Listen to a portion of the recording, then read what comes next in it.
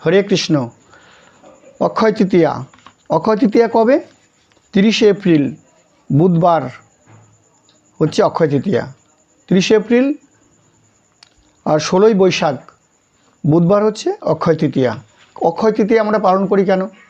অক্ষয় যা আপনি ওই দিন করবেন, যা দান ধ্যান যা কিছু করবেন সব অক্ষয় হয়ে থাকবে, সেজন্য অক্ষয় তৃতীয়া বলা হয়।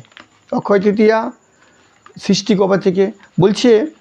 এই অক্ষয় তৃতীয়া ব্রহ্মাণ্ড যবে সৃষ্টি হয়েছিল, প্রভু যখন মনে মনে চিন্তা করলেন এই ব্রহ্মাণ্ড সৃষ্টি করব, সেই অক্ষয় তৃতীয়ার দিনেই এই ব্রহ্মাণ্ড সৃষ্টি হয়েছিল। এই দিনেই অক্ষয় তৃতীয়ার দিনেই শুরু করেছিলেন।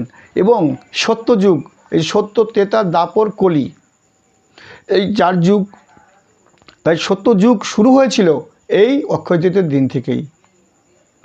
এই অক্ষয় তৃতীয়া এই জন্য মানে প্রত্যেকটা যারা নাকি মন্দির প্রতিষ্ঠা করেন এই অক্ষয় তৃতীয়ার দিনেই করেন, কেন? যাতে অক্ষয় হয়ে থাকেন। এই মা গঙ্গা এই ধরাধামে অবতীর্ণ হয়েছিলেন এই অক্ষয় তৃতীয়ার দিনের। শিব বাবার জটায় আবদ্ধ হয়েছিলেন এই অক্ষয় তৃতীয়ার দিনে। তারপরে মা গঙ্গাকে ভগীরথ যখন অনেক কাকতি মিনতি করলেন, তখন মা গঙ্গাকে আবার ছেড়ে দিয়েছিলেন এই দশহরার দিনে। সেই অক্ষয় তৃতীয়ার এত তার মাহাত্ম্য।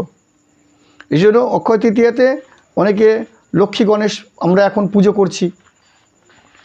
বলছে এই অক্ষয় তৃতীয়ার দিনেই আজ আপনার পুরীতে এই রথের যে কাঠ, যে আমরা যে রথ গিয়ে দর্শন করি এই আষাঢ় মাসের, সেই রথের কাঠকে পুজো করা হয় এই অক্ষয় তৃতীয়ার দিনেতেই। আচ্ছা, আরও অনেক অনেক মাহাত্ম্য কথা আছে অক্ষয় তৃতীয়ার দিনে। শ্রী বদ্রীনারায়ণের দ্বার উন্মোচন হয় এই অক্ষয় তৃতীয়ার দিনে। বেদান্ত সমিতির প্রতিষ্ঠা দিবস এই অক্ষয় তৃতীয়ার দিনে। দেবানন্দ গড়িয়া মঠ প্রতিষ্ঠাতা এই অক্ষয় তৃতীয়ার দিনে। সেই জন্য প্রত্যেকটা মহোৎসব এই অক্ষয় তৃতীয়া, যার জন্য এত তার মাহাত্ম্য এই অক্ষয় তৃতীয়ার দিনে। চন্দনযাত্রা, পুরীতে যে চন্দনযাত্রা শুরু হয়, বলছে বৈশাখ শুক্ল অক্ষয় তৃতীয়ার দিন এই যাত্রা আরম্ভ হয়। 21 দিন ধরে এই জগন্নাথ দেবকে ওই নরেন্দ্র সরোবরে পরিক্রমা করানো হয়। নৌকো সারা হয়, নৌকো বিহার করা হয়, নৌকোতে সাজিয়ে ওই নৌকো বিহার করা হয়।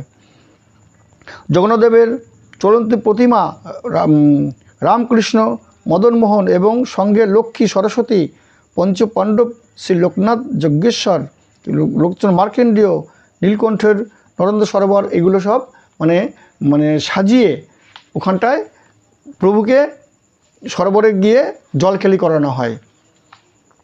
এই কতদিন ধরে চলে? 21 দিন ধরে এই উৎসব চলেন। শ্রীমন্দির হইতে শ্রী নরেন্দ্র সরোবর প্রশস্ত রাজপথের হস্তে পুষ্প শোভিত মণ্ডিত নির্মিত হয়। শ্রী মদন মোহন বিমান বসে নরেন্দ্র সরোবরে যাওয়ার সময় ছায়া মণ্ডপের উপর উপনীত হন। বিশ্রাম, পুষুক্তি, ভুক্ত গ্রহণ, নিত্য গীতাদি দর্শন শ্রবণ করেন এবং যাওয়ার সময় অনেক কিছু জগন্নাথদেব দর্শন করতে করতে যান। শ্রী নরেন্দ্র সরোবরের সুসজ্জিত নৌকায় মহাপ্রভুগণ আরোহণ করে জল ক্রীড়া করেন। এই দিন থেকেই শুরু হয়।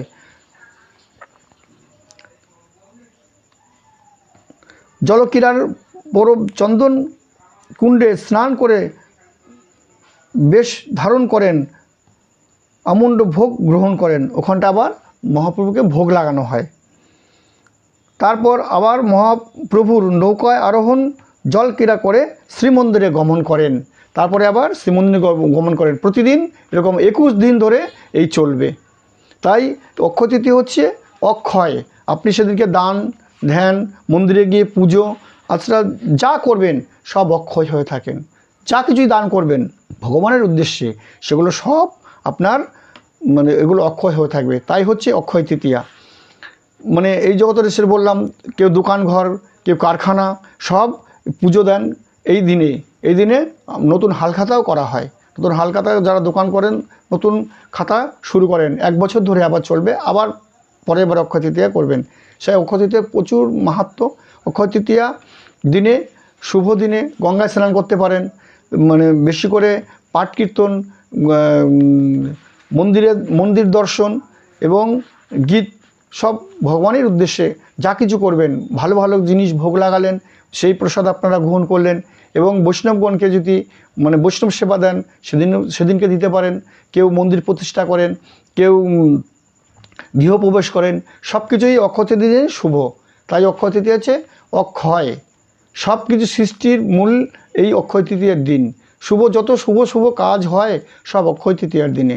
তাই আপনারা অক্ষয় তৃতীয়া পালন করবেন এবং গঙ্গা স্নান করে প্রভুর সেবা পুজো আর্চনা করবেন, ভালো ভালো ভোগ লাগিয়ে সব আপনারা মানে সেই মহাপ্রসাদ গ্রহণ করবেন। হরে কৃষ্ণ।